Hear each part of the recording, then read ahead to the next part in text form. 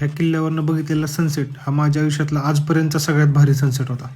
नमस्कार मंडळी, कोकण राईडच्या पहिल्या दिवशी मी पोहोचलोय श्रीवर्धनचे सुपुत्र असणारे आणि मराठा साम्राज्याचे पहिले पेशवे श्रीमंत बाळाजी विश्वनाथ पेशवे यांचं स्मारक पाहायला.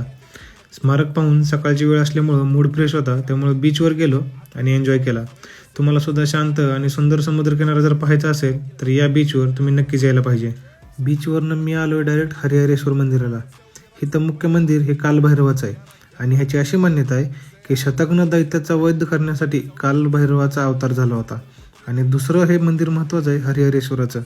इथं गणपती, नंदी यांच्या मूर्त्या पण आहेत. दर्शन घेतलं आणि फेरी बोटीची राईड एन्जॉय करत अंजुर्ले बीचजवळ असणारं ब्लॅक रॉक पॉईंट बघायला मी गेलो. पूर्ण काळा दगड आहे. इथं वर पण काळा आहे, इथं खाली पण काळा आहे, समोर समुद्र आहे. त्यानंतर इथनं जवळच असणारा कड्यावरचा गणपती हे स्वतः बघण्यासारखं आहे. असं म्हटलं जातं की गणपतीचं पहिलं पाऊल इथं कड्यावर पडलं होतं ना, त्याच्यामुळे कड्यावरचं गणपती असायला नाव पडले. थोड्या वेळ निवांत बसलो आणि त्याच्यानंतर निघालो समुद्रातला किल्ला बघायला. समुद्रावरील शिवाजी नावानं ओळखला जाणारे सरखेल कान्होजी आंग्रे यांच्या नौदलाचा तळ असलेला किल्ले सुवर्णदुर्ग बघायला. 24 बुरुज, हनुमानाची मूर्ती, गुप्त दरवाजा आणि पाण्याची टाकी ही सगळं ह्या किल्ल्यावरची वैशिष्ट्य. इथनं दिसणारा सनसेट हा खूप भारी आहे. त्याच्यामुळे हा सनसेट तुम्हाला कसा वाटला मला नक्की सांगा.